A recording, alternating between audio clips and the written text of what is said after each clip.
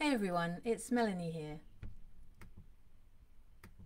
And today I'm talking to you on my second Facebook Live about the top 5 questions.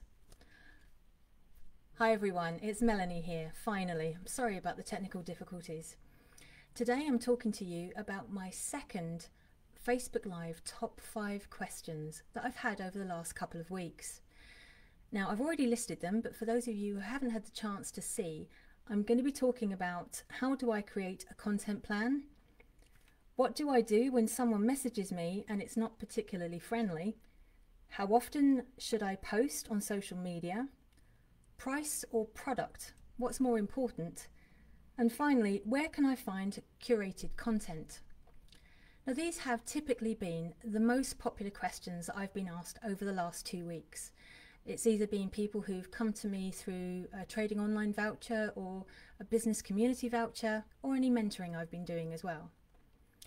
So I thought I'd bring them up in a Facebook Live just so that it answers people's questions when they come to my page. So first I'll go through how to create a content plan. It's surprising how much content or images or stories or blogs or information we have on our business. An awful lot of us have stuff that might be out of date, but some of it might be evergreen as well. So have a look first of all at what you've got in your Dropbox, in Canva. You may have some images that you've uploaded there that you can reuse. Do a proper audit first and see what you've got. And obviously if you need to update any of it, this is the time to do so. Once you've done your audit, then you have to do a content marketing goal. Why are you trying to find your content in the first place? What are you aiming to get out of it? So if your goal is you want to promote your bestseller, something that gives you your highest ticket, then you need to find up-to-date and current images in good surroundings and some way of making people feel good about using or buying your service or product. So yeah, you've got to start with your audit, then you've got to think, what are your goals for your content? What do you want to get out of this? And hopefully, what are you going to give to your audience? Then carry out audience research. Now by this I mean, what do they best respond to? Are they responding to videos, Facebook Lives, Instagram stories? Are they enjoying Periscope? That's Twitter Live. Do they really like your vlogs on YouTube? I mean, whatever they respond to, that's where you've got to put your content first and foremost. I hope you agree. Then determine the content to publish. Okay, so you've worked out what images you've already got. You've created your goals, what you want for them. You've understood where your audience is responding and asking questions and engaging most with your content. Now you need to work out how often you need to publish. And also diversify your audience as well. You may get great follow-up and feedback on Instagram, but it's not doing so great on Facebook. Why not? Investigate, explore, look up. And obviously then create a calendar. Now the content calendar itself I would normally create on an Excel sheet, in fairness. I find it's much easier. I'm kind of one of those people that like to tick boxes. I know there's a few of us out there, but I'm one of them. And I much prefer to put the content on an Excel spreadsheet, and on there I'll put down the date, the time, and the platforms I'm going to be putting the content up. Now, one thing I must explain about content particularly is it can all be repurposed. So I can do a blog post about this broadcast. I can also do an infographic about the information I'm putting up. It's amazing how much you can actually repurpose the one piece of content. So you can do the same with yours, and a good calendar will help you repurpose that over a period of weeks or even months. And then of course, whatever's working, promote it, boost it. I was really surprised recently to find out that one of my clients much prefers to boost post than go through Ads Manager. She's absolutely fervent that Ads Manager just doesn't do the job, not in the same way as boosting a post, which for me is quite unusual. But you've got to go with what works. So find out what your audience is responding to and then boost it or use Ads Manager when you can. And then obviously measure your return on investment. If you don't measure what you're doing, you can't actually see if there's any real success to it. So measuring could be benchmarking and then providing analytics. Now, every single social media platform, every single one has analytics of some form, all the business ones.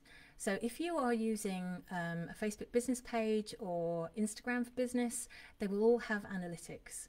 And go in the very first day, benchmark where you are, and then go back a month later, and hopefully you'll see some improvement. Fingers crossed. So what do I do when someone messages me and it's not particularly friendly? Again, it depends on which platform you're on. The client who mentioned this to me, she was having problems on Instagram. I think it was an Instagram story that somebody responded to. But you know, it really does depend on how inappropriate it is, if it's, you know, if it's public or private. Fortunately, this was a private message, so it was private, and you can knock private messages fairly quickly on the head. You can block people, you can remove them as fans, which is really handy. But if it's a public complaint, something that's out there, if you don't appropriately behave, it can go viral. People can hop on it and say, gosh, the way you've behaved is completely inappropriate. They may jump to your defense, or they may think you're in the wrong. So it's very much a case-by-case situation. But what I can tell you is nothing is helped by you completely responding with emotion. Emotion always gets in the way of common sense. And, you know, I'm emotive, but when it comes to common sense, take a deep breath, step away if you have to, speak to somebody else, but do not respond in anger, because it will always make it much, much worse. And if you can block and remove and hide the post or hide the comment, do it. But don't take it up too many notches too quickly, because unfortunately on social media things tend to go viral, and all for the wrong reasons. Then I've got price or product. What's more important? Tough one, because you're trying to tell people these days, my product or service is absolutely worth every single penny. But if you're more worried about your product and how it's perceived, and maybe you're nervous about how it's going to be received by people, you're not probably going to be pricing it very fairly anyway. So I say take it tentatively. Price where you feel is realistic, see if it sells. In fact, I was actually told by Samantha Kelly, Tweeting Goddess, about a year and a half after I started my business. She said, "You're charging how much?" Oh my God, Melanie, that's so small. And she was right. I was horribly underselling myself. And weirdly enough, when I put my prices up, I got a lot busier. And trust me, you will get a lot busier when you accurately price yourself as well. And I know we're in dire, desperate needs at the moment. Things are very different for us prior to COVID. But there are some people still out there with money. In fact, some people have saved an awful lot of money because they haven't gone out, bought meals, gone to the cinema, gone on holiday. So now they actually want to upskill, improve themselves, reach those goals that they've been putting off again and again and again. Some people have been sat at home for weeks thinking, I feel so silly. I should have done something about this so much sooner. So have a rethink. Is it time to have a look at your prices? Is there a better way that you can convey your product? So I personally would do like a SWOT analysis. I would really have a hard think and maybe do a proposal to a couple of friends and see what they think of it. And how often should I post on social media? Oh my gosh, this is one of the most popular questions I get. Simply put, it really depends on your channel. I mean, there is a standard average. You're supposed to post every day on social media. because it's social. You're trying to be social, be social. But there are accepted norms. Twitter, you're supposed to tweet 6 to 10 times a day. But they don't all have to be original tweets from you. They can be retweets, they can be comments, they can be polls that you've taken part in. So as long as you're putting something up 6 to 10 times a day, that's fairly good on Twitter. For Instagram, that would be 1 to 3 times a day, which is fairly difficult to do. I would do maybe 4 to 5 posts on Instagram a week if I had time, and stories every single day. Every single day do stories, and share them to Facebook stories as well, because they are actually picking up a pace quite a bit. And also Google My Business. Try and put at least 3 posts a week on Google My Business. You'd be surprised how many people are missing out on a massive search engine optimization train in Google My Business. And then Facebook, again, one to 2 times daily, but if you've got the content. But ideally, don't go any lower than 3 times a week. And if you are doing 3 posts a week as an absolute minimum, then make sure it's good content going up at the right time. Again, check your analytics and make sure you're posting when your audience is there. Always a good idea. And last but not least, where can I find curated content? Now, curated means that it's been professionally designed, manufactured and delivered. So the kind of content I'm thinking of when I think of curated content personally is like Pexels or Canva. So pexels.com is a free site where they have just the most breathtaking images that you'll ever see. So I would recommend checking out Pexels and going to Canva as well, canva.com. Now, it's absolutely free. The images are really, really, really good. They've got animations there as well.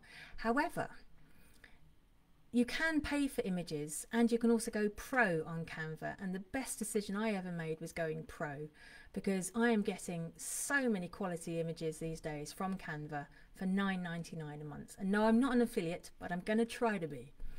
But I love Canva. Canva has been the best marketing decision for my business and for my clients since I went over to Canva Pro. So curated content is professional looking images that you can use without crediting. And personally, I like taking ideas from there. So I like the setting, the scene that they've set up, and then I recreate it myself using my own office or my own products or services.